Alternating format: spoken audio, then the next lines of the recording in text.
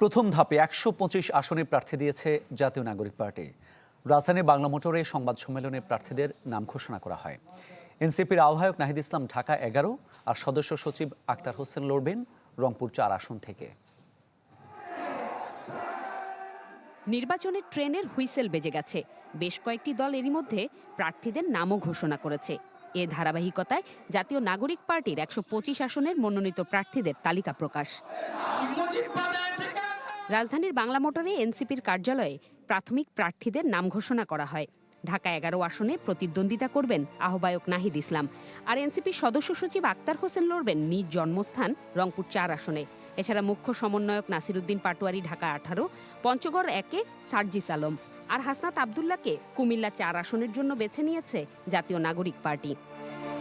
এদিকে নোয়াখালী ৬ থেকে নির্বাচনে এনসিপির প্রতিনিধিত্ব করবেন আব্দুল হান্নান মাসুদ, ঢাকা ১৬-তে আরিফুল ইসলাম আদিব, নরসিংদী ২ থেকে সারওয়াত তুষার, ঢাকা ৯ থেকে তাসনিম জারা লড়বেন আসন্ন জাতীয় নির্বাচনে। নতুন বাংলাদেশ গড়তে এলো জুলফিকার স্টিল। জুলফিকার স্টিল, ইস্পাত দৃঢ় অঙ্গীকার। প্রার্থীদের নাম ঘোষণার সময় দলের সদস্য সচিব জানান, জনগণের পক্ষে এবং নতুন রাষ্ট্র কাঠামোকে যারা চ্যালেঞ্জ করতে পারে তাদের শাপলা করিতে ভোট দেয়ার।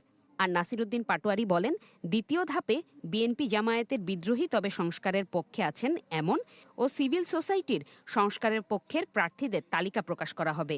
বাংলাদেশকে গণতান্ত্রিক রূপান্তরের যাত্রায় এবং অর্থনৈতিক মুক্তির যাত্রায় যারা অগ্রগামী হতে চান সেই সব প্রার্থীদেরকে শাপলাকলি মার্কায় ভোট দিয়ে আপনারা জয়যুক্ত করবেন। বিএনপির যারা বিদ্রোহী রয়েছেন তবে রিফর্মের পক্ষে আপনারা আছেন, জামায়াতের যারা বিদ্রোহী রয়েছেন রিফর্মের পক্ষে যারা আছেন, বিভিন্ন সিভিল সোসাইটি যারা দক্ষ যোগ্য যারা রয়েছেন, দ্বিতীয় তালিকায় আমরা তাদের নামগুলো রাখার চেষ্টা করব।